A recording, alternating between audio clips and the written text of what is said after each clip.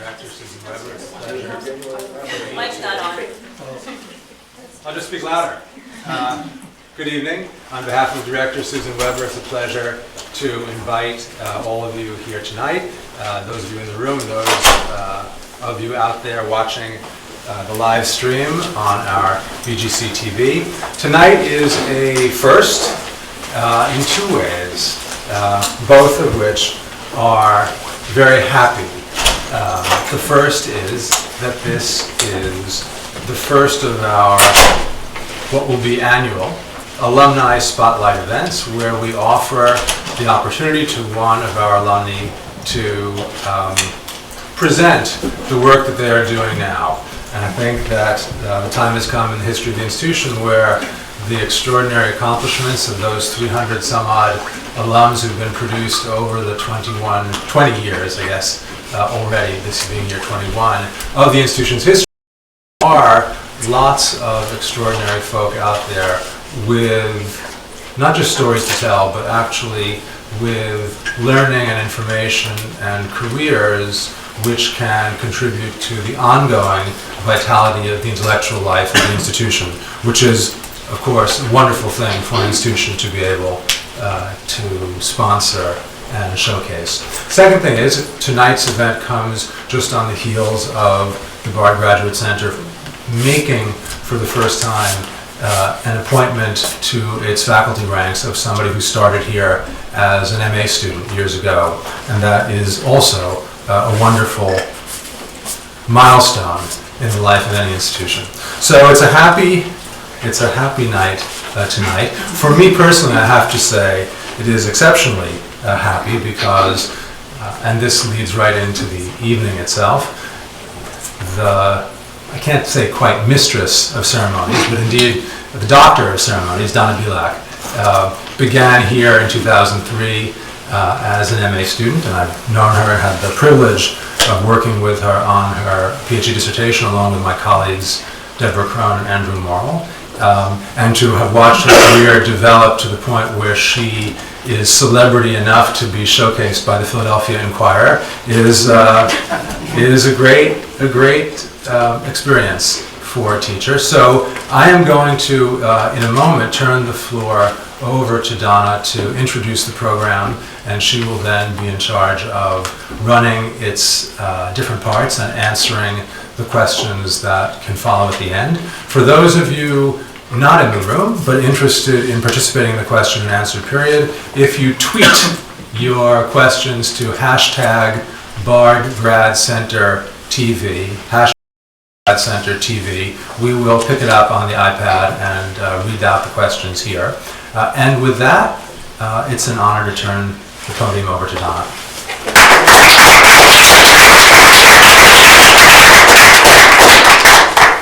Wow. I am so pleased to be here tonight. This is such a special moment for me, and in many ways it's my way of saying thank you to BGC and to all of the faculty for supporting me for the most extraordinary decade of my life that I spent here. So yeah, good evening, thank you for coming. Right now, I'm a postdoc at Columbia University with Pamela Smith in the history department. And as Peter said, I did my PhD here, along with, under the direction of Deborah and Andrew. And it was on a Puritan alchemist named John Allen, who actually has nothing whatsoever to do with tonight's talk. And in fact, I want to spend just a couple moments before we get into our talk and I introduce my esteemed colleagues, representative of the field of musicology and early modern performance. I'd like to take a few moments to tell you about how this Atalanta project happened, because it actually happened totally by accident, and then it almost didn't happen.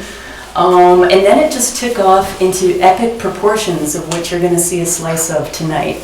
So it's a story worth telling here, because tonight's talk is actually an anniversary of sorts for myself and for BGC, because it was 3 years ago, almost to the day, April 21st, 2012, that I presented on the Atalanta for BGC at the IFA Frick Graduate Symposium.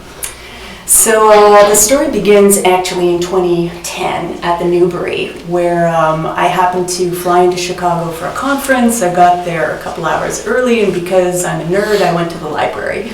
And I had, a couple weeks before, come across a reference in a secondary history of science source about the Atalanta. And they just showed the emblem, that is the allegorical image. But it was just so beautiful and exquisitely engraved, I was really curious to see what the book looked like. So go to the Newbury, I called up the book, they presented me this little quarto, octavo rather, and I opened it up and I was totally swept away. I had no idea it had music. I had no idea that it had accompanying verse. And I spent just a few beautiful hours leafing through this book. No idea what I was looking at, but just really swept away by the beauty of it. And then I went to the conference and totally forgot about it. So a flash forward a year later, I'm at the Chemical Heritage Foundation, which is a private research library in Philadelphia. And I'm there working on my dissertation, ostensibly working on my dissertation chapter, because now I can tell you, Peter, what I was actually ended up doing. So I'm there working on John Allen's, the chapter that deals with John Allen's laboratory, and I was able to recreate how he stocked his laboratory, because this is what we call a smoking gun. He actually said, I am using Lefebvre's 1662 compendious book of chemistry to stock my laboratory. So I had, of course, prepped by going to EBO, and I just took a screenshot today of it to show you, because this is really, really important. So EBO shows these two images as pieces of laboratory equipment. So I was like, okay, cool, so there's pictures. So then I go to CHF, I actually call up the book and discover that not only are there those two pictures, but this one, and this one, and this one. So somebody didn't unfold the book when they were scanning it. Now, this was a total game changer for me, because in particular when I saw this last one, I was like, huh. The image you see on the right is of an Athenor, and I was like, I've seen this before, and I was at CHF for 6 weeks. So about a week and a half later, I was like, oh my God, I've seen this in the Atalanta Fugiens last year, call up the Atalanta Fugiens. So they did. And I realized that this book actually represented allegorical depictions of actual laboratory equipment and processes. And then I found several others in the book, which tonight's talk will unfold over the course of. So this then became a really burning interest in me, and I began to sort of pursue it in tandem with my dissertation. But I could intellectually justify it because they both dealt with laboratories, albeit in very different ways. So in the meantime, I had applied to CHF to pursue this for a 2012 fellowship, and then I also applied to the Huntington thinking I'll never get it, but I'll totally get the CHF one. And then the opposite happened. And I got 2 months at the Huntington and nothing at CHF, and I was like, oh my God, I'm in a pile of trouble, because I needed 4 months. And this is where my knight in shining armor by the name of Ronald Brashear, the director of the library at CHF, stepped in. And he said, well, Donna, I can't go against what the selection committee, ruled on your application, but I'm going to give you a travel grant. And he essentially brought me in as a fellow for a month, because he believed in the project and what it could do for history of science. So I was about to give up on the project at that point when Ron stepped in. And then I wasn't going to apply to CHF for the postdoc that I got last year. So I was like, if they didn't give me little money, why would they give me big money? But then again, CHF convinced me to put in an application, and somehow it came through. And then I ended up having a wonderful year at CHF last year, being able to pursue the Atalanta. And this is where my esteemed colleagues come in, because that's where I cross paths with Robin Beer, who is Gran Beer's other half in both professional life and personal life. Robin's on tour, so she's not with us this evening, but Gran is directing Les Canards Chantants, a solo voice ensemble, and because I needed to understand the music, I had crossed paths with Robin. She was able to immediately apprehend what was going on, and thus a collaboration was born. So where is this all leading to? Oh my God, I wish I had an answer for that, but it's now become something of an epic project and a bit of a runaway train, but kind of fun and terrifying. CHF sponsored a workshop last month where I brought in basically all of the people that I had ended up working with to unpack this book. So it was a group of mathematicians, musicologists, historians of science, rare book curators, and game theory specialists. And we all had a weekend taking a go at some of the theories that I've come up with about this book, which I'm about to present to you tonight. So I'll keep you posted. But for tonight, I'm going to show you how to read this 400-year-old Alchemical Emblem book in collaboration with Les Canards Chantants under the direction of Graham Beer. And there's one more thing. This book contains a 400-year-old secret, enciphered in its musical emblems, whose decryption transforms this book into a kind of multimedial game that the reader was meant to play. So by the end of tonight's talk, if I've done my job right, I hope that you'll leave with a new way of understanding how the early modern emblem book was read and also used as an object through our recreation of the sight and sound of alchemy in Michael Maier's Atalanta Fugiens. So let's begin with the title page, our portal into this alchemical emblem book. And it's teeming with information, both textual and pictorial. We have the title, Atalanta Fugiens, translates as Atalanta fleeing. Fugiens derives from the Latin verb fugere, to flee. And it goes on to read the new chemical emblems of the secrets of nature, and the body of the title tells us that the book contains more or less 50 copper plate engraved emblems, and the exact phrase is plus minus, more or less. These emblems and fugues are to engage the eyes and intellect, accompanied by 3 voices to engage the ears and soul.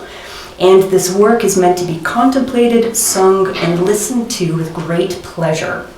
And it's by author Michael Maier, Count of the Imperial Consistori, Doctor of Medicine, Knight Exemplus, etc., printed at Oppenheim from the press of Hieronymus Gallerus at the expense of Johann Theodor de Brie, 1618. So the title is framed by images that depict the story of the legendary race between a fleet-footed huntress named Atalanta and her suitor Hippomonies, which Venus, the goddess of love, narrates in Ovid's Metamorphoses, Book 10. Now, the story is set in Hesperides, and that's the name of the orchard that belongs to Hera, the wife of Zeus, and it contains a tree bearing immortality giving golden apples. And Hesperides is located at the westernmost edge of the world, and legend has it that the golden flush of the setting sun as it lowers below the horizon is really the glow from the golden apples in Hesperides that color the evening sky. So this garden is tended by 3 nymphs of the evening, conveniently labeled for us up there, whose sweet songs fill the evening air. They're known as the Hesperides, and the term Vespers derives from their evensong. The golden apples are also guarded by the many-headed dragon Ladon. So the story of Atalanta's legendary race goes like this. Atalanta, she was really hot, and her hand in marriage could only be won by besting her in a race. But if the suitor lost the race, he also lost his life. So the bodies are piling up. And the stakes are high for Hippomonies, this handsome young man who asks Venus for help. And the goddess gives him 3 golden apples from the Garden of Hesperides and instructs him to distract Atalanta during their race by tossing them one by one before her as they run. So this totally works. She slows down, she picks them up, he wins the race, and the two were all set to live happily ever after. But Venus gets upset because the lovers didn't give her proper thanks. So she takes revenge upon them by filling them with overpowering lust as they happen to be walking by the temple of excuse me, that's a hard one to say, the Temple of Cybele. And they profane the Temple of Cybele, as we can see here in the lower right-hand corner, with their copulation. In turn, Sybil punishes Atalanta and Hippomonies, transforms them into lions, and they'll pull her chariot in servitude forevermore. So, what does all of this have to do with alchemy? Our answer lies on the next page, where we read the author's epigram. And here Maier basically tells us that the protagonists, Atalanta, Hippomonies, and the Golden Apple, are metaphors for the three principal alchemical elements, mercury, sulfur, and salt. They are the tria prima from which the philosopher's stone is created. Now, I'm going to do a little revisionist history here for you about the philosopher's stone, because it's kind of gotten a bad rap over the last couple hundred years. It's nothing to do with Harry Potter, but it was believed in this period to be a panacea, or the panacea, the universal medicine that was produced through a series of very laborious and sophisticated series of laboratory experiments that purified matter to the point of which it created something called philosophical gold, which is different from vulgar gold, which you mine from the earth or pan from the waters, because it was purified and produced through this laboratory process. And gold is understood to be the most powerful medicament because gold is incorruptible. It doesn't tarnish, it doesn't corrode. So the philosopher's stone is this purified matter that is able to restore perfect health and longevity to humankind. So that's what these pre-modern scientists were concerned with. So Maier dedicates his work to Christoph Reinhardt. Now, Christoph Reinhardt is the town magistrate of Mühlhausen in Thuringia, and this is a hub in the Hanseatic trade route. Reinhardt had been Maier's host in 1611, which is a significant date for these reasons.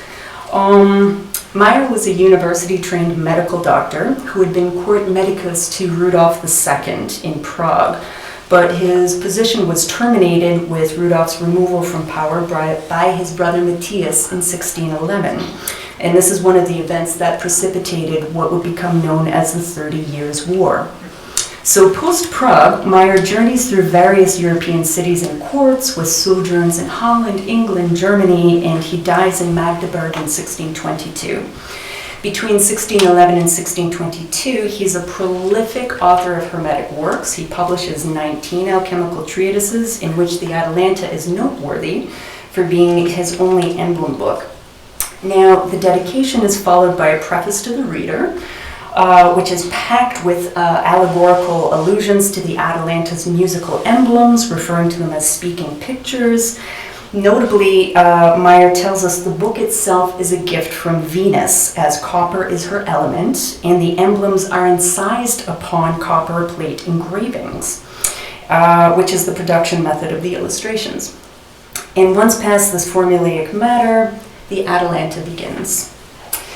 So let's take a look at the first three emblems in succession, and we're looking at the CHF copy, the Chemical Heritage Foundation 1618 copy, in which the first 11 emblems are hand-colored, but it's most likely from a late 19th century hand. Now, an emblem is structured according to a motto, image, epigram format. And the Greek word for emblema means that which is inserted. And the European use of this term is in reference to an emblem's insertion of an image into text.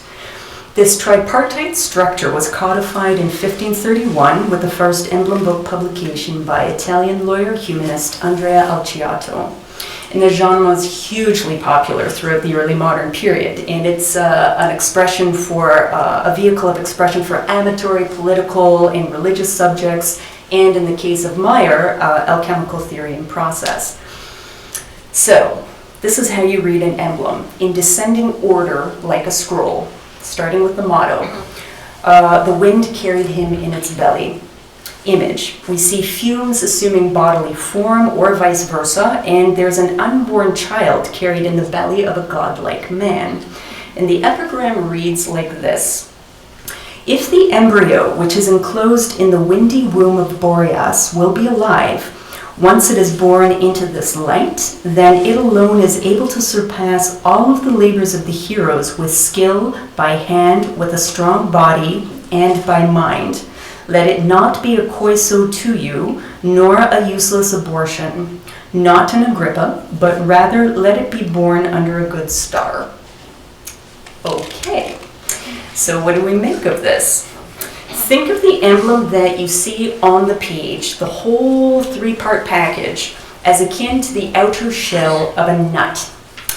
A nutshell is essentially the container for its kernel, from whose essence a tree will spring. An emblem's message is just like this kernel that's contained in its outer form. That is the motto, image, epigram presentation on the page.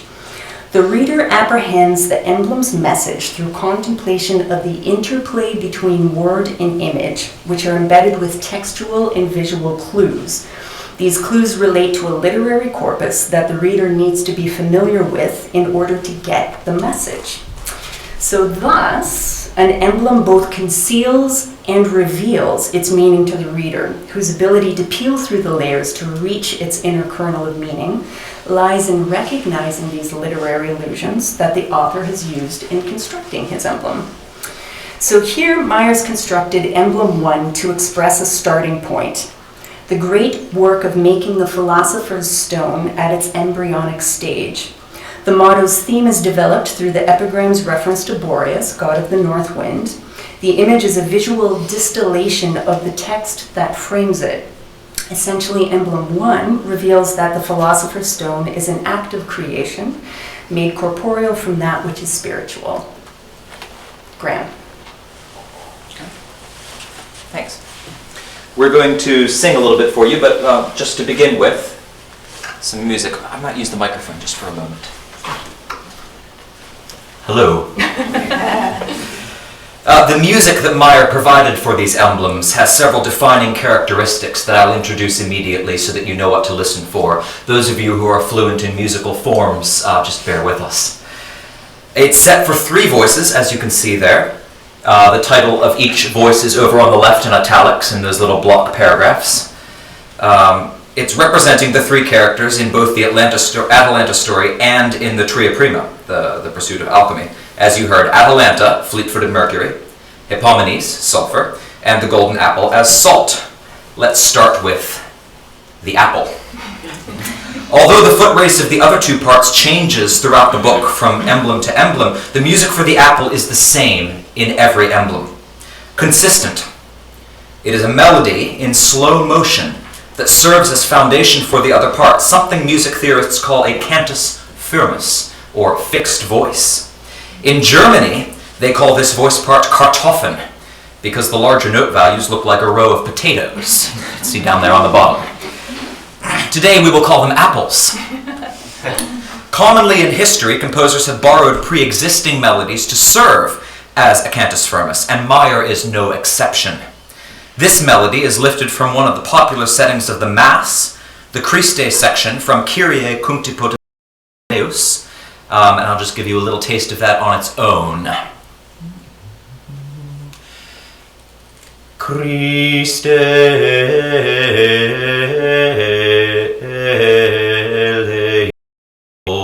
If you were to slow that down and break it up a little bit to make it the right number of syllables, that's what you see down there on the bottom 2 lines of music in every single one of these emblems. The other 2 parts, the other 2 voices, sing the same thing as each other. It changes from emblem to emblem. Atalanta leading off and Hippomonies as an overlapping echo. So Atalanta sings first, Hippomonies sings the same thing following. Just give you a little taste of that in isolation before you hear them all at once. Could I invite Molly and Mary to stand, please? And just give us a little taste. So this is the phrase that Atalanta sings at the beginning of the piece. What note am I giving you? I've forgotten. I've got the D. Great. No.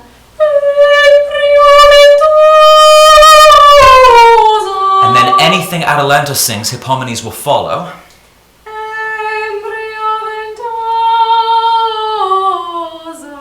Overlapping as it goes. This is not quite a fugue in the sense of the genre familiar to music theorists, with a set of rules in a more complex form that Bach particularly famously followed. However, it does share the basic canonic or echoing feature, where one voice follows the other in sequence and with the same material. Because Maier uses the word fuga or fugue, we'll use it freely today in that understanding. Now we will sing for you. I am singing the part of the apple. And Molly will play our Atalanta. And Mary will play the part of Hippomonies. And just so you can remember which one of them is the man, here you are. There, easier to keep track that way. All right, we still got the D.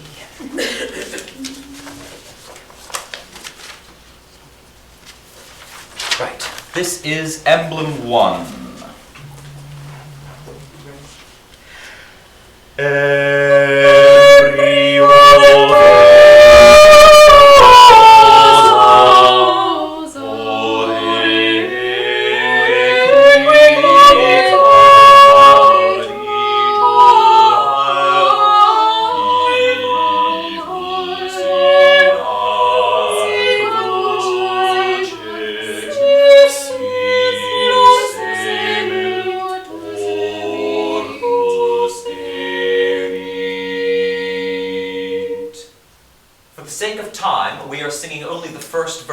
Which is what you see printed below, the first couplet. But you'll see here that there are two more as well, which you would then work on underlaying and sing along. Hand the floor back to Donna. Thank you so much.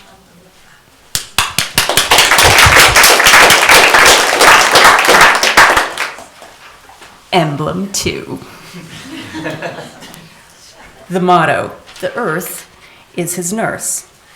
With the image, we now see the philosophical child suckling the teat of the terrestrial globe, flanked by the goat Amalthea, who is nourishing the infant Jupiter, and the she-wolf who nursed Romulus. And the epigram reads like this.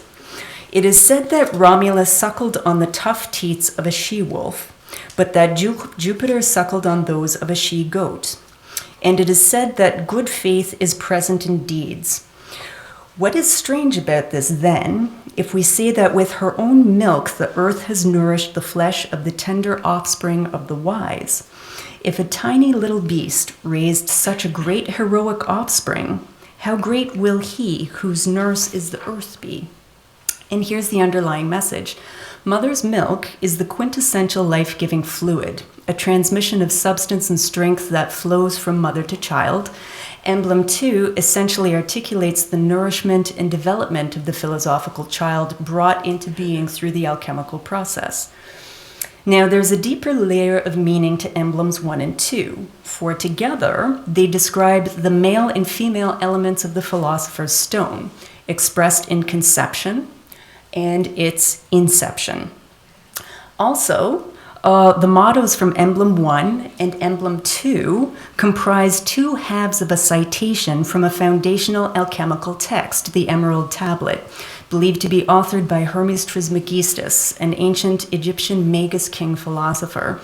It reads, the sun is its father, the moon its mother, the wind hath carried it in its belly, the earth is its nurse. Significantly, Maier begins the Atalanta with this pointed reference to the Emerald Tablet because it was considered by his contemporaries as one of the most venerable authorities on the secrets of transmutation in the Hermetic corpus. Emblem 3. Motto, go to the woman who washes the sheets and do likewise. And in the image, we see a washerwoman with her back turned to a roaring, smoking furnace. She pours liquid into a vaporous barrel from which issues condensed matter into a smaller vat. The sheets referenced in the motto lie piled up in the lower left-hand area. And the epigram develops the theme articulated in the motto and image, instructing us to follow the washerwoman's example in cleansing our philosophical matter to remove impurities. Now, Maier allegorized representation of alchemical laboratory stages and equipment in certain emblems, like the process of calcination, depicted here in Emblem 3. Maier signposts the intense heat generated by the calcining fire, which is made from wood as opposed to charcoal, by the kindling, stacked in front of the roaring furnace. The piled up sheets are subtly juxtaposed with sandy drifts, signifying a change in state from solid to particle, for ash is the outcome of calcination. The message in Emblem 3 is pedagogical because in starting the great work, that is the production of the philosopher's stone, we must commence our purification process by following proper procedures. So if you're sloppy, you're going to screw it up.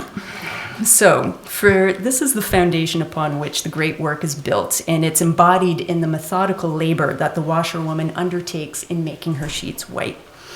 So essentially, Emblem 3 is all about starting the great work. Calcination is the first of the 7 alchemical laboratory stages. It utilizes the first degree of heat.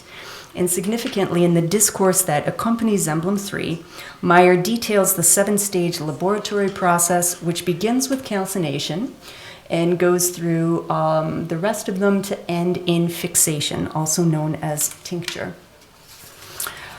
So let's now leaf through the book, and we're going to stop at 2 other emblems, 9 and 17, which allegorically depict other alchemical laboratory processes. So note how the discourse textually undergirds each fugue emblem set. There's a rhythm to reading, balanced book design, and note how the music on the left-hand page mirrors its emblem on the right, and the alignment of the German-Latin lettering. Atalanta is a showcase of all available print technology of the time, from the different typefaces to the exquisitely engraved emblems. This book was not a cheap undertaking, and Maier actually mentions that he lost money in 1622 in a letter on its production. So, Emblem 9. My colleague Larry Principe has explored the significance of Emblem 9 through laboratory replication of a chemical reaction known to early modern contemporaries as the philosopher's tree. And this is what he produced in his lab at Johns Hopkins. So Larry is the Drew Professor of Humanities at Johns Hopkins in the Department of History of Science and Technology, as well as the Department of Chemistry, because he holds a double PhD. The first is in organic chemistry and second in history of science. So he's a chemist and historian. So Larry produced the philosopher's tree in his own lab from studying pre-modern alchemical recipes and lab notes. For his experiment, he mixed philosophical mercury, which he made, with a small amount of gold. He sealed it in this glass vessel and observed the reaction. And he said the mixture began to bubble, rising like leavened dough. That's how he described this pasty liquid. And upon being subjected to several days of steady heat, it transformed into what he likened to a dendritic fractal, a metallic tree made of gold and mercury, which you can see is identical to the one that's delineated in Emblem 9. So Principe's experiment in producing the philosopher's tree enables us to understand Emblem 9 in heuristic terms. The bedewed house, which the motto and the epigram describe, in which the old man is locked, represents the alchemical retort, and the tree inside this vessel is the product of elemental interaction. Graham. Another musical example for you. Each of these fugues has the same music for the apple, as mentioned. But the melody of Atalanta, and therefore by definition the music of Hippomonies, since Hippomonies follows Atalanta in everything she does, changes. Where she goes, he will follow. But just as in a race, the difference between the two runners can vary. The previous fugue had Hippomonies singing the same music down a fourth. So we have embryo, then 1, 2, 3, 4, embryo. So the same notes but being done that far apart. That's a musical interval and a distance between them. Composing an Atalanta that will sound good overlapped with its slightly previous self transposed down a fourth is a challenge and a puzzle for the composer, which is one of the joys of fugues and canons. In Emblem 9, Hippomonies is actually the higher voice of the two, just to mess with your understandings of gender ranges and that sort of thing a little bit. So, Mary, would you hand the tie to Molly? There we go. And both of you stand, please. And just to help keep track of things a little bit more, I've got one more prop. So we've got a few more of these to sing for you, and I want you to know who is who. That is Atalanta. This is Hippomonies, and I will remain on the part of the apple. In this one, they're actually a sixth apart. So whatever Atalanta sings, embryo, Hippomonies echoes a sixth higher. 1, 2, 3, 4, 5, 6, embryo. Up there, you've got a D for us. All right, this is Emblem 9.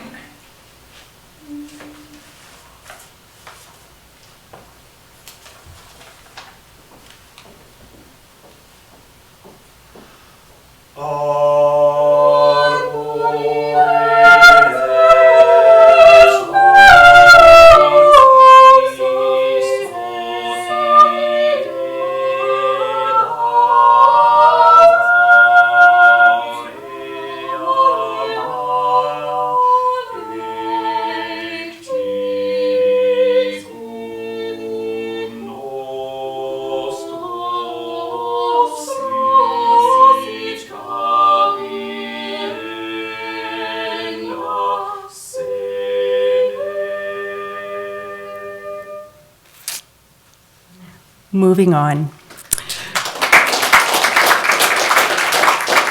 So the early modern emblem book was a particular kind of literary genre, extremely popular, distinguished by pictorial and textual compositions that embodied allegorical messages for the reader to unravel. Maier's Atalanta is an extraordinary example of an emblem book. It's a virtuoso work that combines iconographic, musical, mathematical, and Kabbalistic systems into an audiovisual exposition of alchemical principles of theory and practice. It's awesome. Thusly, Maier describes the path to producing the Philosopher's Stone held by contemporaries as the panacea that would restore perfect health and longevity to humankind. Emblem 17 details the chemical operation of sublimation. The motto reads, "The fourfold wheel of fire reigns over this work," and we see 4 interlocking spheres enclosed with flame that hover over a body of water. And the epigram describes the 4 orbs from the image in ascending order, beginning with Vulcan, the lowermost, relating to a common wood-burning fire. Then it moves to Mercury, air spirit, Luna, which is silvery and water, and culminating in Apollo, gold, earth. This sequence of action, or chain, as Maier calls it in the epigram, follows a set path. Its origins exist with the god of fire and craftsman, Vulcan, rising up to culminate in the god of sun, Apollo. Allegorically, these 4 spheres filled with fire correspond with the early modern Kabbalistic concept of the 4 worlds, which are the spiritual realms or levels that comprise creation. Each world holds a specific function in the process of creation, and there exists a relationship between each sphere with the Sephirot of the Kabbalistic tree of life.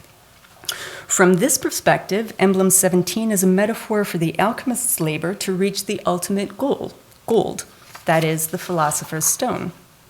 From an operative standpoint, Emblem 17's 4 interlocking spheres with their enclosed flames depict the sublimating furnace in action, wherein the stacked vessels receive the ascending and descending exhalations from sublimating matter.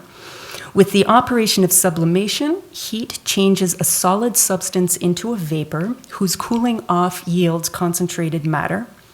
So allegorically, the operation of sublimation renders matter into a spiritual state that recombines into a corporeal state.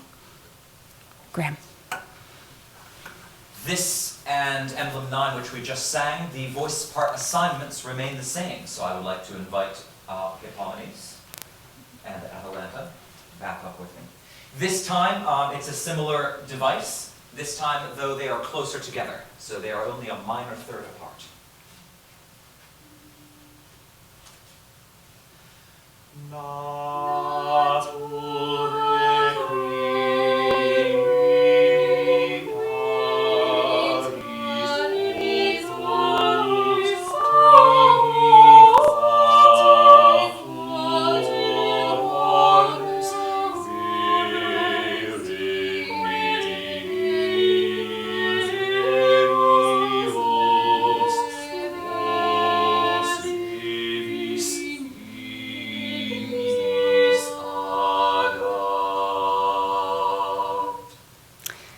We're going to move on to Emblem 26, so let's continue leafing through. And en route, let's think about why an emblem book. None of Maier's other alchemical contemporaries published one. I argue that Maier specifically chose this genre to present his alchemical philosophy because it gave him a flexible canvas upon which he could display his intellectual creativity, his versatility, as a multimedial masterpiece. Thus, his Atalanta functions as a kind of calling card to ensure his welcome in the courtly milieu in which he moved. His reader was the alchemical savant who participated in the dynamic intellectual culture patronized by European courts, and perhaps he also hoped it would help him in a search for patron in uncertain times. Emblem 26. I'd like to introduce you to Lady Sapientia. She's an extremely important figure in Maier's alchemical scheme, possibly even the keystone to Atalanta's whole program. So let's think why. Let's look at the motto. The fruit of human wisdom is the wood of life. image is the personification of wisdom, Sapientia, depicted as a crowned female holding two ribbon-like banderoles in her hands, inscribed long life and health in one and glory and infinite riches in the other. And the epigram reads like this: "There is no greater wisdom in human affairs than the manner in which wealth and health arise. Her right hand holds salubrious length of years. Her left hand conceals heaps of wealth. If anyone would approach her with hand and reason, she will be for him like the tree of life." Okay, so let's parse Emblem 26 as an early modern reader would. The motto signposts wisdom and longevity as its theme, and its source is Proverbs 3:18. "She is a tree of life to those who lay hold of her. Those who hold her fast are called blessed." Maier's depiction of Sapientia stems from the biblical personification of wisdom as female throughout Proverbs, and this is based on grammar, the feminine gender of the noun wisdom in both Hebrew and Latin and Greek. Her two banderoles feature excerpts from Proverbs 3:16. The epigram is based on Proverbs 3:16 and 18. And, just to hammer the point home, Discourse 26 that accompanies this Fugue emblem set presents further explicit scriptural citations about the blessedness of those who seek wisdom and the honor and riches bestowed upon those who find her. So Emblem 26 is remarkable, noteworthy within the Atalanta for having the most numeral scriptural references. Compositionally, everything in this emblem is laden with meaning. Sapientia's crown, for example. It's an allusion to the Kabbalistic tree of life. The diagram with the 10 sephirot, whose top 3 points express crown, keter, wisdom, chokhmah, and understanding, binah.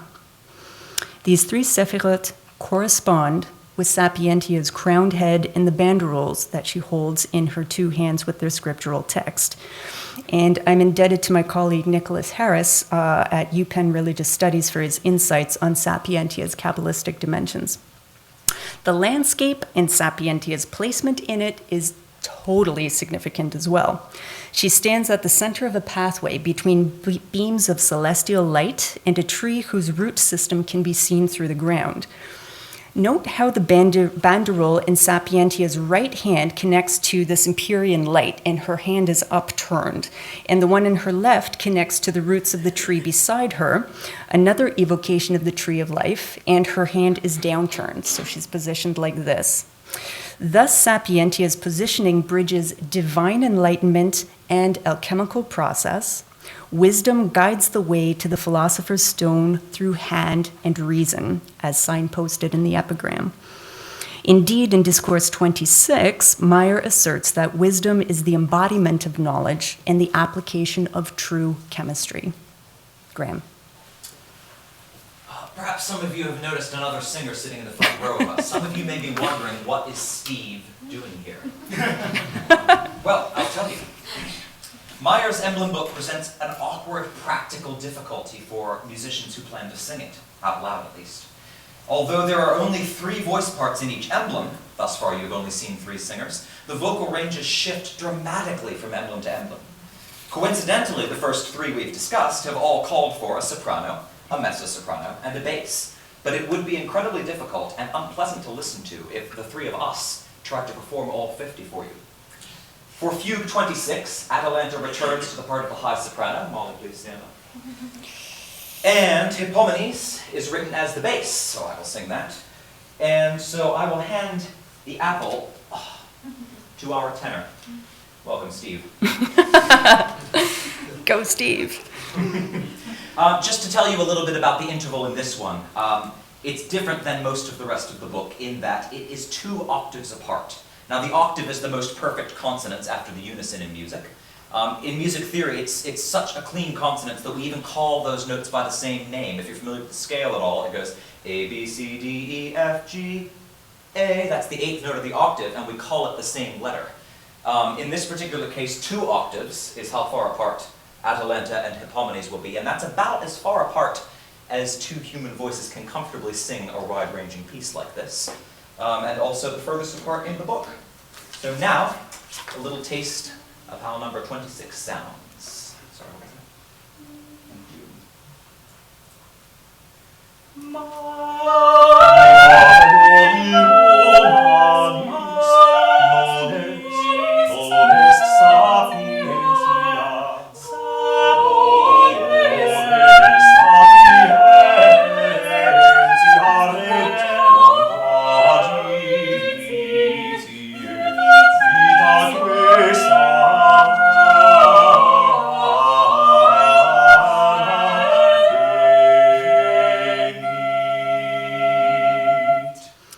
So just as Maier's visual depiction of Sapientia embodies the idea of a bridge between two worlds, so too do the voices in Fuga 26. And this idea of a bridge is super significant because there is another deeper layer to this emblem book beneath that which meets our eye.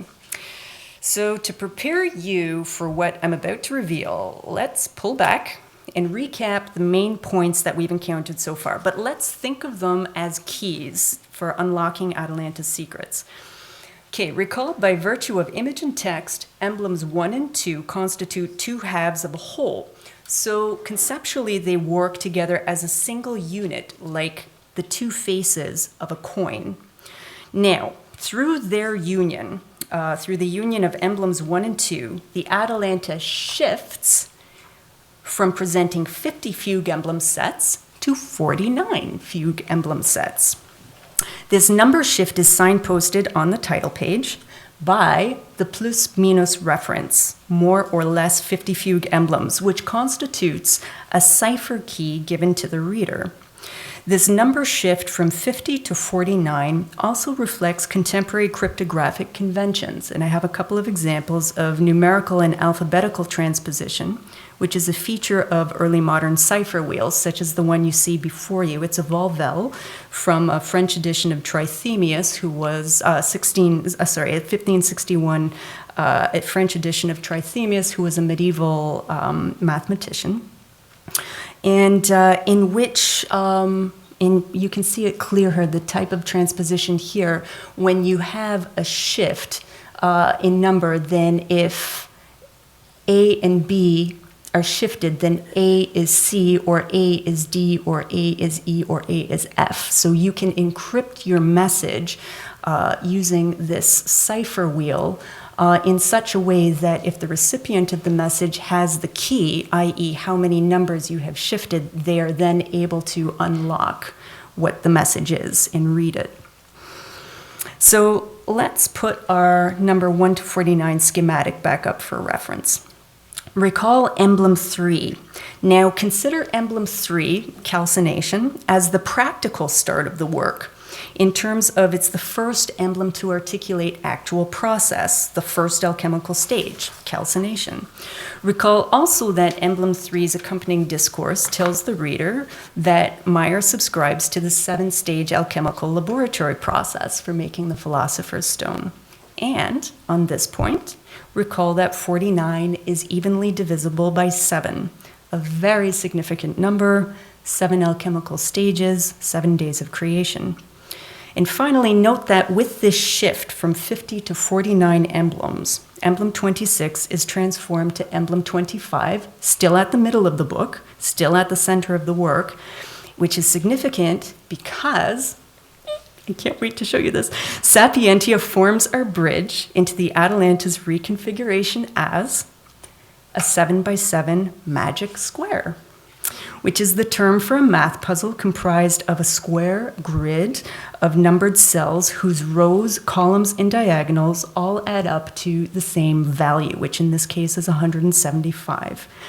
As a magic square, the Atalanta is reordered yet again in a way that looks seemingly random, but is anything but. And its construction is governed by an algorithm that I'm happy to talk about in the Q&A. So, behold the 400-year-old secret. Michael Maier's Atalanta Fugiens conceptually reconfigures into a 7x7 magic square. Nor is it any old magic square, of which there are thousands of possible constructions. It is the magic square of Venus. And it's based on the 16th century work, De Occulta Philosophia, which you see before you, by Heinrichius Cornelius Agrippa von Nettesheim, best alchemical savant's name ever. who tabulated magic squares for each of the 7 planets. And we're actually looking at the 1535 edition from the Columbia Health Sciences Library. And down here you can see that the 7x7 square is dedicated to Venus. So how can we know this? How can we be sure? So recall the clues in Maier's title page. Venus governs the program as the narrator of the legendary race between Atalanta and Hippomonies. Recall also Maier's preface, which asserts that Atalanta is a gift from Venus because of her association with witch copper, and upon which material this very book is produced. And indeed, the narrative device of Atalanta's race from Ovid's Metamorphosis is a tacit reference to transformation. Maier's emblem book morphs into a magic square dedicated to Venus, the goddess of love, who is also the consort of Vulcan, the god of forge and fire, and the alchemist's tool of transformation. So enciphered as a magic square, Maier's Alchemical Emblem book participates in the early modern vogue for steganography, that is, the concealed existence of a message. Conventionally, an enciphered message appears scrambled to the eye, and it's up to the recipient of the message to reorder it. And I actually, at the very end of that Ebo book from 1662 that I showed you at the very start of the talk, is this the last page is covered in shorthand, so I just wanted to put it up there just as a reference to what code can look like. So with Maier, the Atalanta's sequential 1 to 50 organization of his fugue emblem set is actually the scrambled cipher for the 7x7 Venus square. And this is a truly delightful inversion, and one that Maier's reader would have appreciated and admired as a display of the author's erudition. So Maier's Atalanta artfully blends the genre of emblems with contemporary vogue for steganography, the art of secret writing. And this aspect of the Atalanta reflects steganographic conventions and cryptanalysis propounded in such publications as those by Giambattista della Porta and De Fortivis Litterum Notis, 1563, who in turn synthesized earlier works by the medieval mathematician Johannes Trithemius. I think maybe it's time to bring in our special guest, Lauren Ludwig. I turn the floor over to you. How do I introduce you? Hi, everybody. Good evening. I'm a musicologist at the Peabody Institute in Baltimore and have been excited to have been brought into this project with Donna and others to talk about this fascinating collection of fugues and emblems.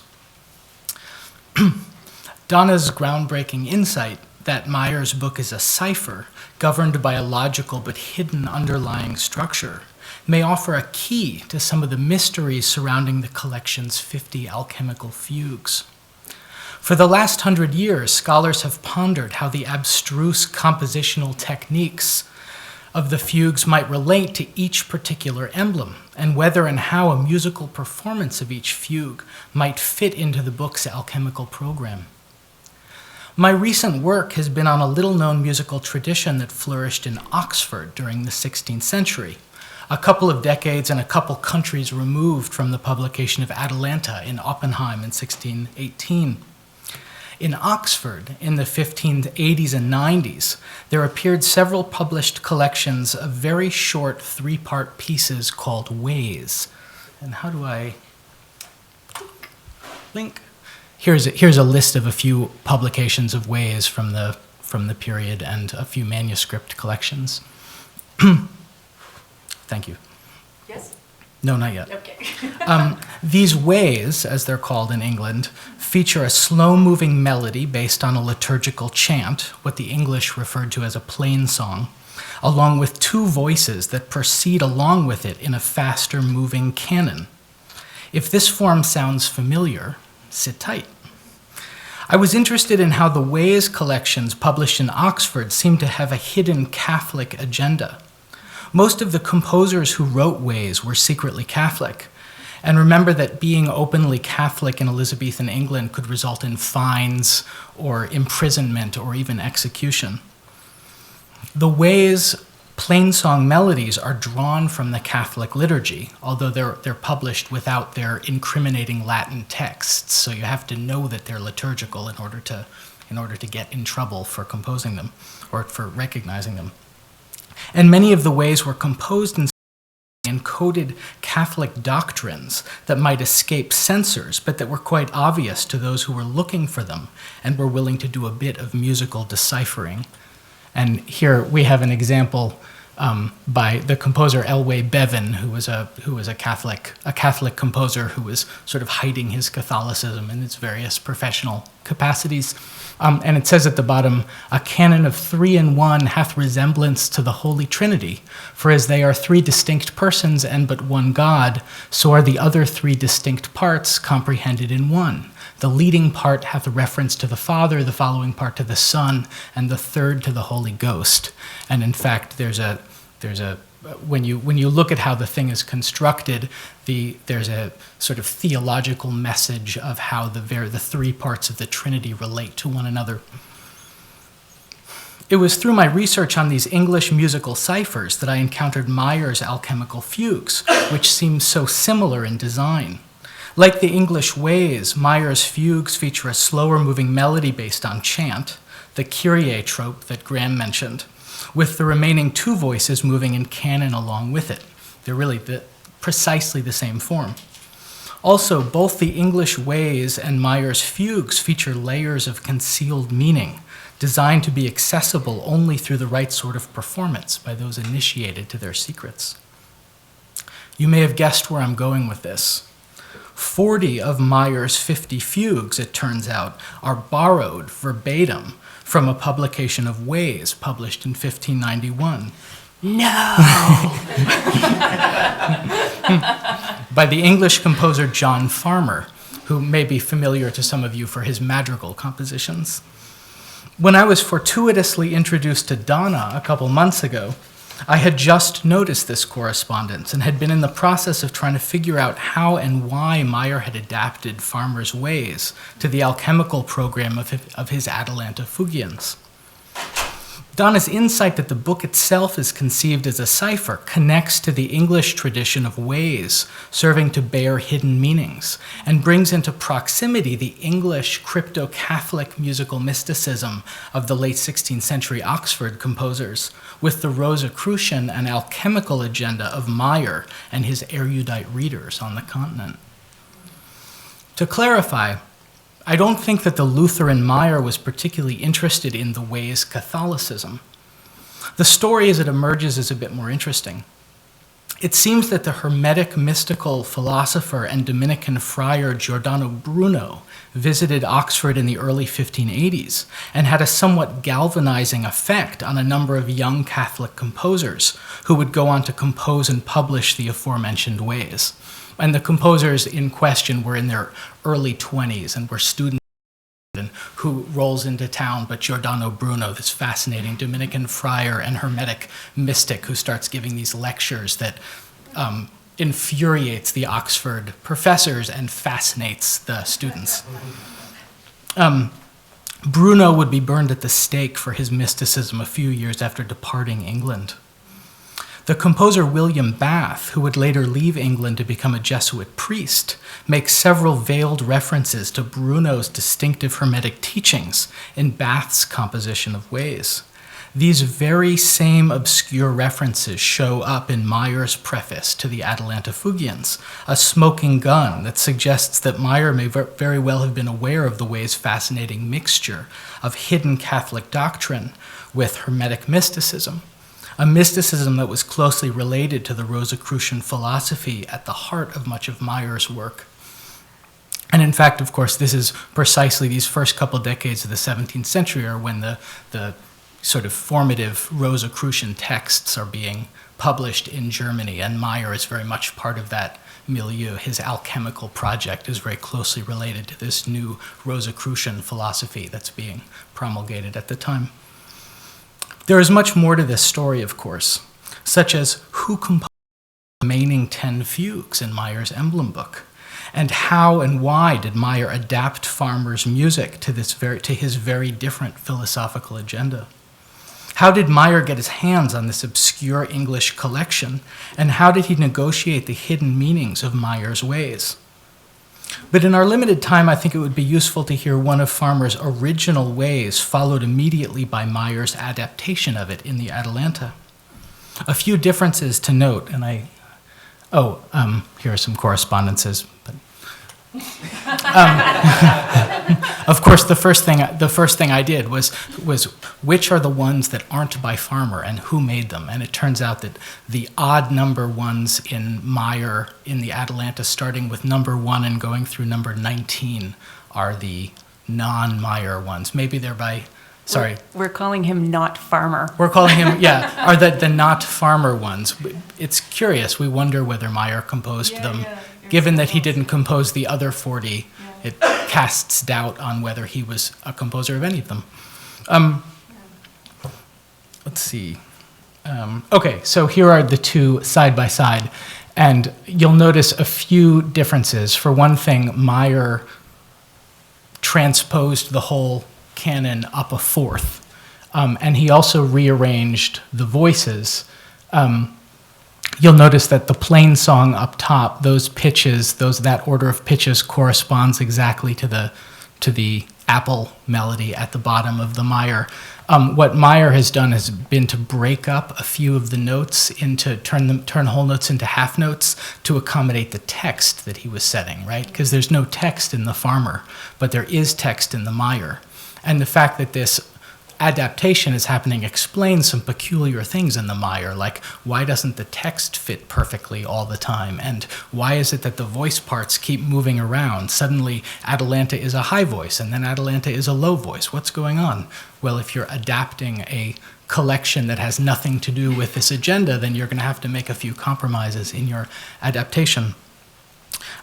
One final thing I'll point out before they sing it is just that what Maier's done here, he's taken, the way he's shifted the voices around in range means that this wonderful ascending melody right here ends up in Maier's adaptation, ends up in the top voice. And so the high voice kind of alights on this beautiful high note in a really, I think, satisfying and beautiful way. Singers, please, back to back.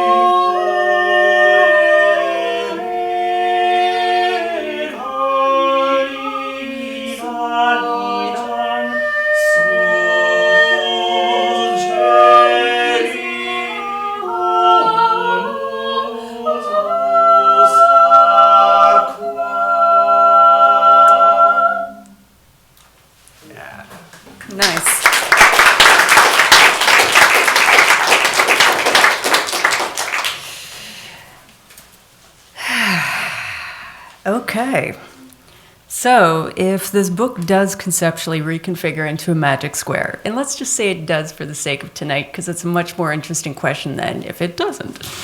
How does one read it? By row or column across the diagonals according to sequential numerical runs?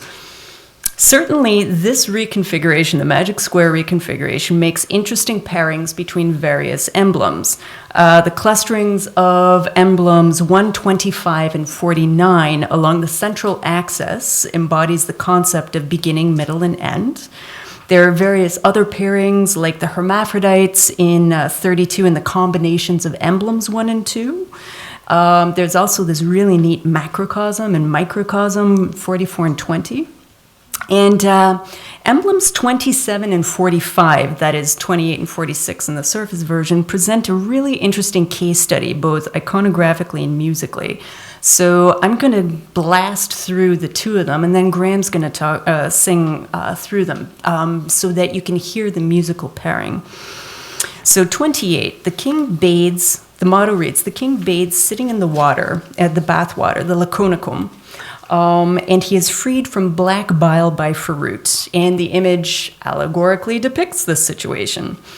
And the epigram relates the condition of one King Duanek who's swollen by bile, and it describes how he's cured by his physician Ferut, who prescribes steam baths to fully purge him and restore him to health. So once again, Maier is drawing from the alchemical corpus, this time the Theatrum Chemicum, and which relates this allegory of King Duanek. The black bile that afflicts our poor king is a veiled alchemical reference to Saturn, whose element is lead and whose humor is melancholic. The laconicum refers to specially fitted apartments and baths for inducing sweat by bathing in moisture, and this was popular with the Romans. And here it's a metaphor for a specific alchemical furnace type, the vapor bath, also known as the balneum auroris. And it's distinguished by a particular action, rising vapor from hot water, bathes the vessel in steam, subjecting the matter contained therein to slow, steady application of heat, known as digestion.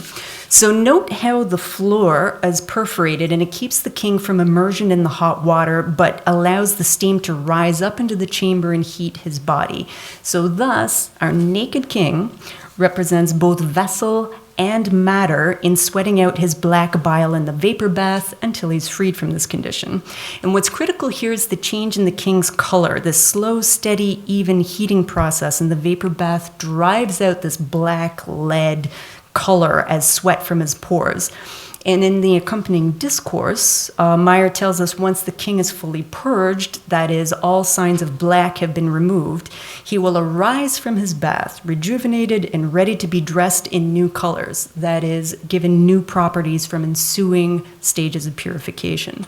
Paired with Emblem 46, King Duanek pairs up with Jupiter, the sky god, aka Zeus, who we see here standing on Mount Parnassus, which is also the place of Delphi, one of the most important religious sanctuaries of ancient Greece, thought of as the navel of the earth and the seat of the Delphic oracle.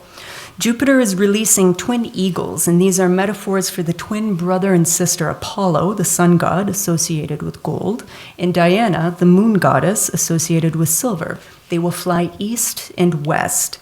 And in alchemy, Jupiter is associated with tin, Apollo gold, Diana silver, and the accompanying discourse also deals with themes of rejuvenation. Graham. I have one more musical idea to give you, out of the 10 remaining in the book, really. So far, we've only talked about the fugues as an exact canon of one voice following another. And that's what Emblem 28 is going to be. We're going to sing these back to back for you without pause, so I'll do all the talking about both of them now. Emblem 28 is a fugue at the second. Well, they're an octave apart, so at the ninth. But this is a very dissonant interval, so if I sing a note and Mary sings the second with me.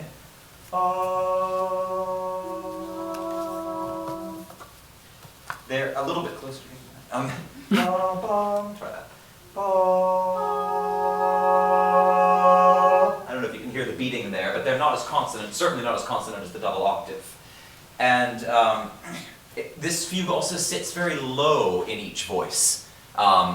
sort of as a lower piece, and sounds a bit murky, you might say. Maybe I'm getting into too much interpretation here. And rises slowly like steam. Okay. In contrast, fugue number 46 is very high for both Atalanta and Hippomonies.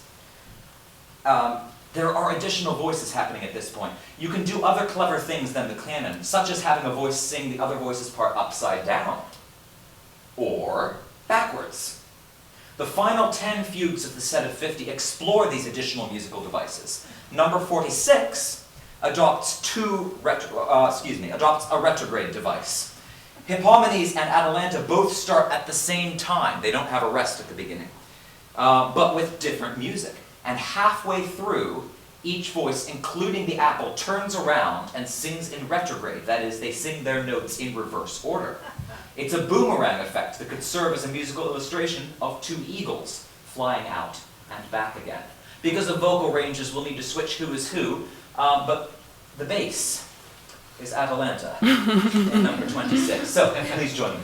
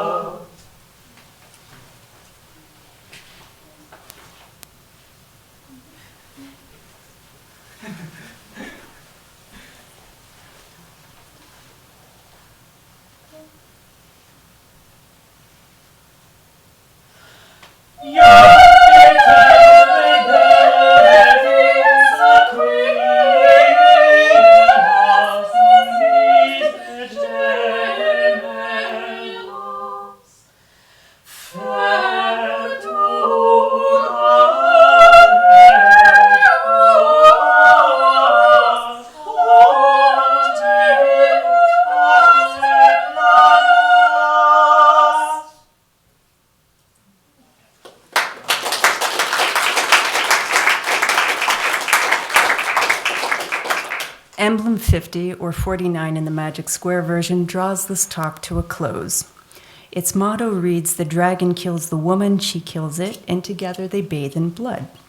Its source is a passage in... I know. Its source is a passage in the Turba Philosophorum that describes the union of opposites and transmutation apropos the binding of the dragon with the woman put to death for killing her husbands, and her intestines are full of poison. Poison is a substance of transformation. And actually, there's a fine line between poison and medicine. Their bodies commingle in the grave, and the dragon turns to blood, which the philosophers desiccate in the sun. Significantly, the passage concludes, and then the poison appears, and what is hidden takes shape. In mythology, the dragon is the treasurer, and in the Atalanta Fugiens, it's also the custodian of the golden apples. In Hesperides, and depicted in the title page, it's placed directly above Atalanta, whose stooping figure occupies the lower visual register. What is separated in the title page becomes joined in Emblem 50. They act like bookends. Maier's title page subtly entwines classical Christian alchemical philosophy. The Garden of Hesperides is a metonym for the Garden of Eden, where the expulsion of Adam and Eve allides with Sibyl's punishment of Atalanta and Hippomonies. Maier's golden apple is the fulcrum between the tree of life in Genesis and the alchemical elixir of life given biblical testimony in Revelation, wherein the arbor vitae's curative properties, fed by the crystal clear waters of the river that flows from the throne of God, is an archetype for Eden restored.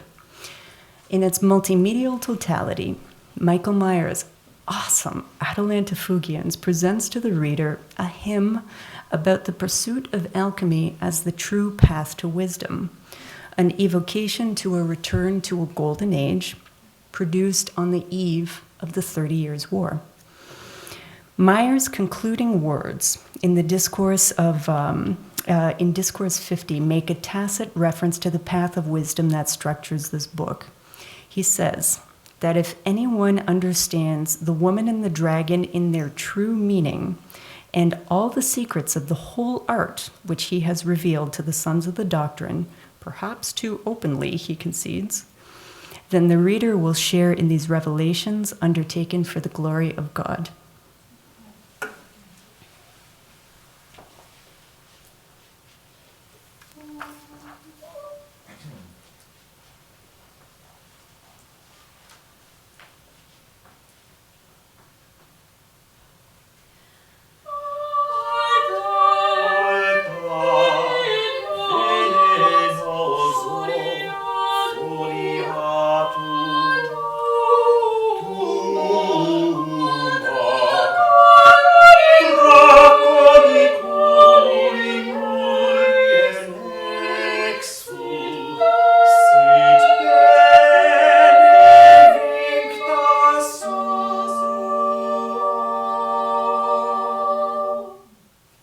Thank you.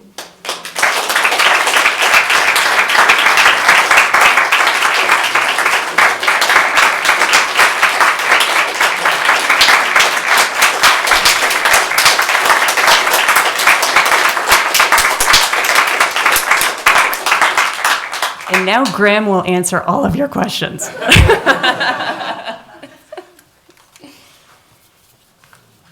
Or I might handle one or two. Hi, Deborah. Yes, Donna, that was really amazing. Thank you so much. Beautiful and fascinating. So I have what's probably going to turn out to be a pedantic question. Sure. And that is about performance practice. So I noticed that the wonderful performers each had their own copy of the text. And I wonder if in the course of your research you found any references to any kind of performances of this or how it was done. Are there parts that you found in the archives that have been interleaved into the books? I don't know how many copies you've looked at. Eight, okay. And how many are there? How rare is this? In America alone that we know of in the libraries, at least 30. Okay, so you could conceivably look at all those. And there are more coming up at auction. So, I mean, this is more maybe for the musicians. Mm-hmm. If this is gonna be performed, people would need to have their own copies of it, or would they memorize it, or how would this take place? Okay, I'm going to field it from what I can speak to, and then I'm going to pass it over to Graham and even Lauren if you want to jump in. But for me, a key is in the title page where it says it's supposed to be sung and contemplated with great pleasure. And I think that in this period, the art of memory is very sophisticated and refined, and I believe that it would be within the intellectual capabilities of somebody to meditate upon the pairings and the possibilities and the permutations. That I think that's a part of playing the book, and that you could indeed, because you would be trained in music, that's part of your curriculum. You would be able to at least, in your head, in theory, Graham's like, you could. You would be able to play music, but could there be a performative element to it? And this is where I turn it over to you. You're very good to catch that we were cheating. Yeah, so our group has sung a number of times from facsimiles. That's one of the things that interests us, is what it was like to sing from original editions. And in fact, a couple of weekends ago, we sang from copies of the Atalanta. It is entirely possible to cluster around a single book like this with 3 people and get away with it, as it were. However, There are some problems if you were actually trying to perform Maier, as I would agree with Donna that his intention was that they would be sung, and he clearly states that. However, there are typos all through the music, which make it very difficult to sing. So as an editor, when I was creating these editions, I was making a number of corrections to allow us to actually do what he clearly intended, and just either the printer got wrong or Maier got it wrong, who knows. And also there's the issue of the verses. You've only got the first verse printed underneath, so you need to memorize the music in order to read the second and third verse, or you need to memorize the poem in order to keep your eyes on the music. This is not uncommon. This was true in Dowland's table books, and much of the music at the time that had multiple verses we printed elsewhere. And if you are interested in the memory aspect, there's a wonderful book, Medieval Music and the Art of Memory, Anne Busseyberger, which is a fantastic read, that talks about that. But in terms of performance, I think the form, he could have intended it to be performed and published it this way, and you would only need one copy, although who knows who in your club, your Alchemical club, might have a copy and bring one. But in terms of actually performing it, it would have been quite difficult, and for a lot of little reasons, in terms of the way that it was printed or the mistakes that were made. Thank you. Andrew? Could I just ask to whom it was addressed, and who would be the kinds of people, and what kinds of contexts? To who it was dedicated to? No, who would sing? I mean, who was the book aimed at? In other words, who would, in what context would a book like this be sung? Yeah, that's a good question. That takes you into the realm of philosophical pursuits and study. Now, interestingly, in the Columbia copy of the Atalanta, they have this book. It's fabulous, and it's been taken apart and rebound with 17th century readers' notes. And he goes ballistic at Sapientia, Emblem 26. And there's a lot of marginalia in the Delaware copy, in the Columbia copy, and in the UPenn copy, but not in the music. It's always with and their internal references, so there's a lot of page flipping, but also references to other books that are sort of part of this constellation, this hermetic literary corpus. So, that to me, and mind you, I've only physically seen 8 copies. Now I've seen 12. Sorry, I've only physically seen 12 copies.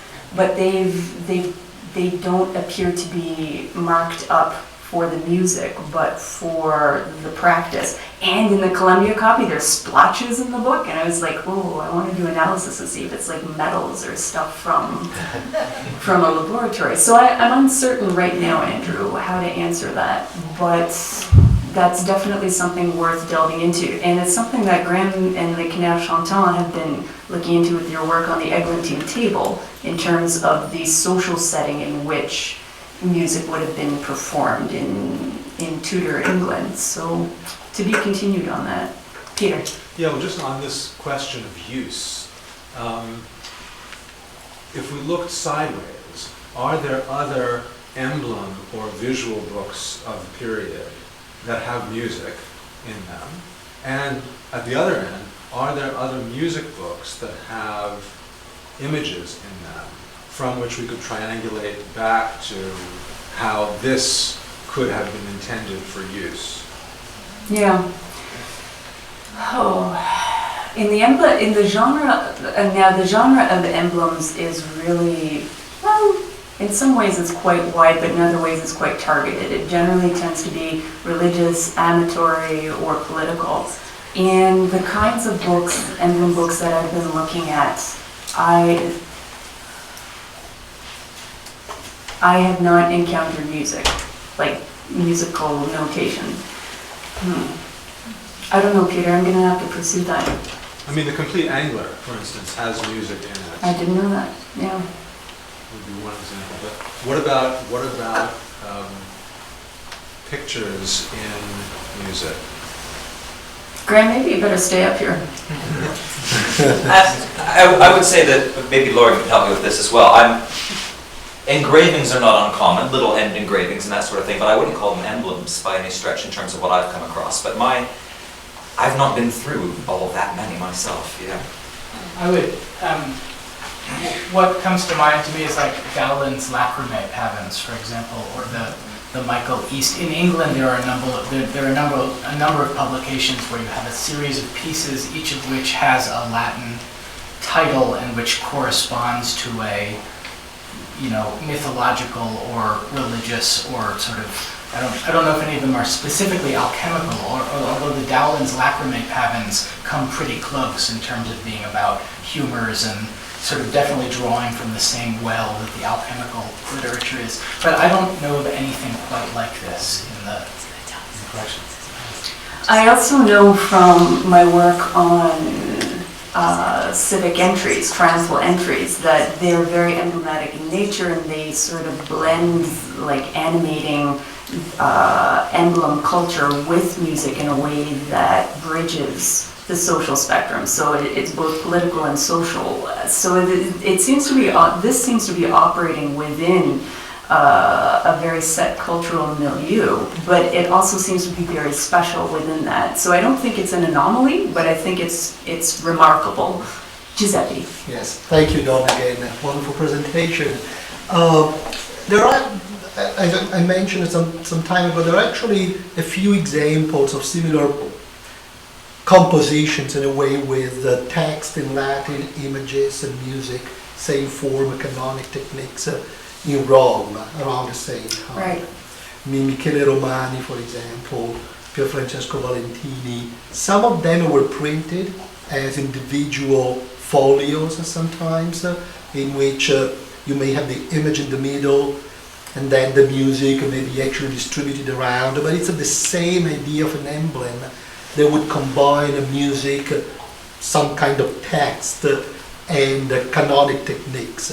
There is also a huge manuscript in the Vatican Library by Pier Francesco Valentini, who was an amateur musician and a nobleman, which pretty much works with the same idea, but the main difference is that all this stuff coming out of Rome is on religious topics, themes, very often devoted to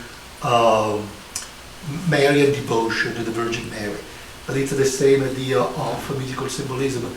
But to me, one of the things actually that came up in Philadelphia, the wonderful, retreat from the Atalanta fugiens, my impression is actually, as I mentioned, one of the things I find very intriguing about this book is that, speaking about the target audience, it turns alchemy into a courtly game, in a way.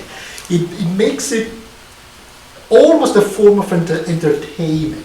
You have images, you can sing, you can read the poetry, you can play around with all this material. It seems to me almost as if you take alchemy from the laboratory and you move it to, upstairs, to the court, and because of the kind of multiple usages you can envision, really as a kind of social activity around this book, and also the way you may end up actually communicating alchemical knowledge through a form of almost entertainment in which the book can be explored in so many different ways. But one quick question, actually. I remember in Philadelphia, you were exploring other possible magic squares and different algorithms. Yes. Is there any update on that part of your research? They do pair up in different permutations. Ridge, I don't know if you want to talk about the permutations of the magic square, because I know you were working on that with the mathematician. Okay, so this is very much still a work in progress, but what we did is within the magic square of Venus algorithm, there's actually 5 ways you can turn the square, which reorders the emblems, but they're still all interrelated algorithmically. And the pairs that are together in the magic square version I showed you get spread apart, so they're not beside each other, but they exist on either end of the row or the column. So that's something that needs more playing with, pardon the pun. But it's definitely an interesting idea. Yeah, Rich. Oh yeah, just sort of, yeah. There are certain patterns or certain symmetries that are going to be retained from one magic square to the next because they're innate to the structure of a magic square. For example, if you look, there's a central one, which is here 25, and if you think of that as the hub at the middle of a wheel, then any piece that is diametrically opposed to it through the center, for example, is going to sum to the number 50, and that is a symmetry that's going to be retained, regardless of what Magic square you use. yeah, which magic square you use or how you put the algorithm together. On the other hand, whether two are exactly adjacent or lie within the same column, that is not necessarily guaranteed. But I think that this magic square, the one that I believe Maier, or I argue Maier has lifted from von Nettesheim, would be in that case the primary magic square because of the significance of Sapientia. I mean, everything is like all of these flags and arrows internally within the book pointing at how special Sapientia is. So I think she really is the keystone to his program. Yeah.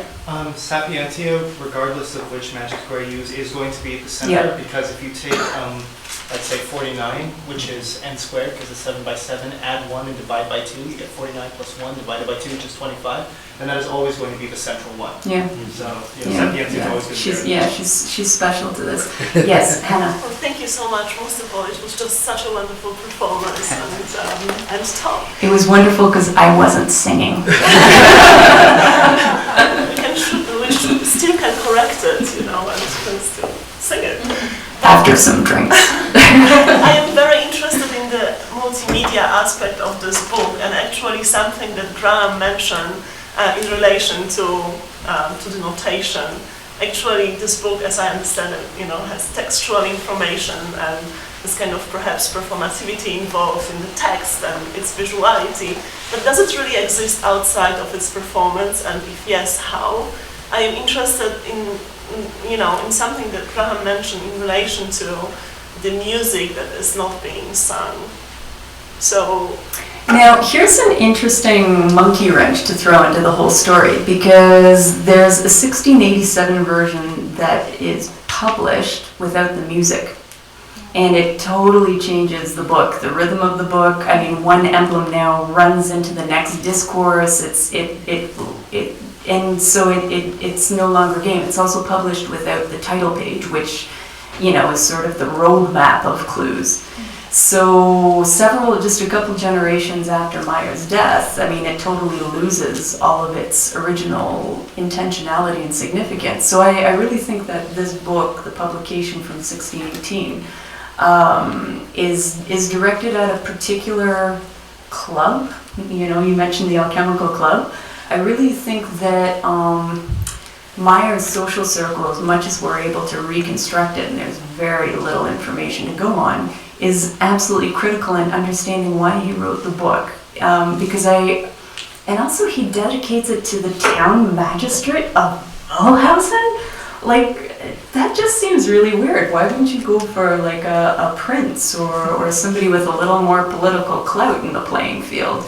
And also he's clearly been thinking about this program for quite some time, and certainly while he's in the Rudolphine court. So I think that we need to sort of go backwards into Maier's experiences to understand why it's this multimedial experience.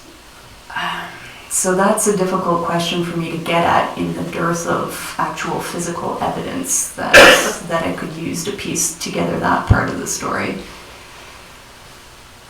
to audiences nowadays, is it readable without the knowledge of music? I mean, perhaps, take it somewhere else. Well, it's interesting you should say that, because I am collaborating with Robin Beer in doing a scholarly performance edition, and Robin is going to be modernizing the score so that it will be performable. We're looking at ways of retaining the integrity and intentionality of what Maier's project was, but making it accessible in ways that echoes what Maier really wanted the reader to do with his book. But you do have to modernize the score to make it usable today. Yeah. Yes, please. Was there any information about the reception from the burghers of the town or the people who it was intended for, how they handled it. Did they reply in any way to the dedication? Yeah, I don't know that element of it. That's the social history element is really an area that I need to do a lot more peripheral research into. I know that there's existing material about Reinhardt because he was a town magistrate. There's lots of records, but I don't know that there are any personal records or diaries or letters. It would be great to find the one where he says, "Mike, I love this book. It was awesome. Thank you so much. I've had so much fun playing it with my 12-year-old son." I don't, but that's something that now going back into the archives, those are things to look for. I gotta tell you, like, making this connection was really shocking, and it totally changed my project and how I need to research it. So these are very important questions that need to be addressed. What was the reception? Yeah, Jeffrey. First, I just want to say you and your team have totally blown my mind. I think you already kind of gestured towards answering the question I wanted to ask you, but I wanted to push you a little further. What I love about the project and the way you presented it tonight is the way you advertently or inadvertently have recaptured some of that social aspect and the multimedia aspect and the sort of collaborative aspect that's inherent in this book, but it raises the question of what on earth is the venue, the right venue or the multiple venues for diffusing these discoveries to the many communities, right, of today's scholars who are interested in them. And it seems to me to be a great, I mean, I think we flatter ourselves that we collaborate here at the Barton Graduate Center, but I think you've shown us a kind of radical collaboration, right? That's beyond what we normally do. But how are you going to, when you do figure out all the magic squares, or even before, how are you going to summarize this? Or is this a project that is summarizable, and what media will you use? What platforms will you use for those who aren't privileged to come to a performance like this? Thank God for digital humanities. So Tara Numedal, who's at Brown, historian of science, she was part of the Atalanta workshop in last March that Giuseppe was referencing in Philadelphia, as was Giuseppe, and Lauren and Graham and Rich and all my friends. Tara is very excited and interested in collaborating with me on doing an electronic publication, an e-edition of the Atalanta through Brown.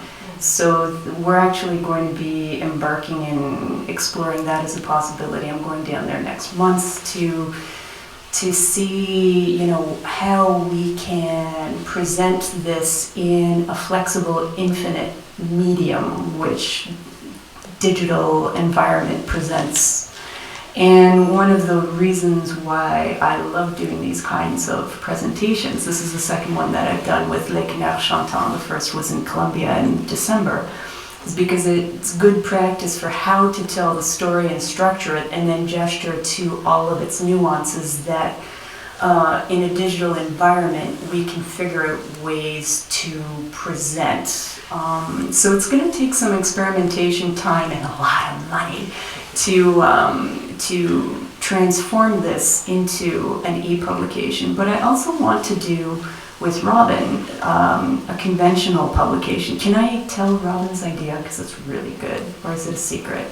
I don't know. Okay, I'm going to tell Robin's idea. So I think being able to, and as an e-publication, it then has a much more global reach, particularly if it were open source. But as a conventional publication, as a conventional edition, Robin has this absolutely brilliant idea so I write the long introduction, yay! And then we have this facsimile copy, so it's got sort of the robust scholarly apparatus. But then for the modernized score, Robin's proposing to have them printed up like a tarot deck, where you've got the emblem on one side and the modernized score, the music on the other. And then you can move them around and play them in all different ways and explore the book on your own terms, but in a way that that is related to Maier's intention, so it's rooted in the history. So I think it's a wonderful, wonderful, wonderful vehicle, both as an academic scholarly resource that really opens up the history of science to embrace music and mathematics and Kabbalah, who knew? But it also brings history to the public in a meaningful way, because people are really interested in this. And when you type in a search term, Atalanta fugiens, you'll get tens of thousands of hits, and a lot of them are really scary. But the numbers actually show me that there's really deep interest in this. So why not give the interested public something that they can use in a meaningful way in their own self-directed research? So in this way, Atalanta is rooted in an object, in a book. And the books are in libraries, and libraries are related to museums. So even though there's this wonderful digital medium in which to express and share it with, it's still connected to the institutions, the places, the repositories that also want to build bridges with the public. So this project has a lot of potential for different spheres, and I love it for that reason. So thanks, Jeffrey. Before we end by thanking Donna, I just want to pick up one other final hidden correspondence, and that is, as I think emerged so beautifully tonight, there is a degree of play and exploration that is going on in this volume, which is part of what makes it so attractive and so complicated to pick out at this distance. You may have heard at the beginning, when Donna introduced this topic, that for her dissertation she was working on a 17th century Puritan from Boston who moved back to England in the 1640s, was active as a minister and as a doctor in the 1650s. In the 60s was in the plague in London, wrote many letters, hundreds of which Donna found in the Public Record Office in Rye. You did read my dissertation. and transcribed in the half of the 700-page dissertation that she wrote. None of that was about this, right? As she said, this was picked up on the side because of curiosity, because of an interest in how things fit together. And I think as educational institutions at higher levels of learning, all of us, of course, are committed to discipline and expertise. But we should also pay some attention to the importance of curiosity and play of the sort that is in this book, as we heard tonight, and of the sort that Donna displayed in moving back and forth between these two projects over the course of her career as a doctoral student and now as a postdoctoral fellow. So congratulations.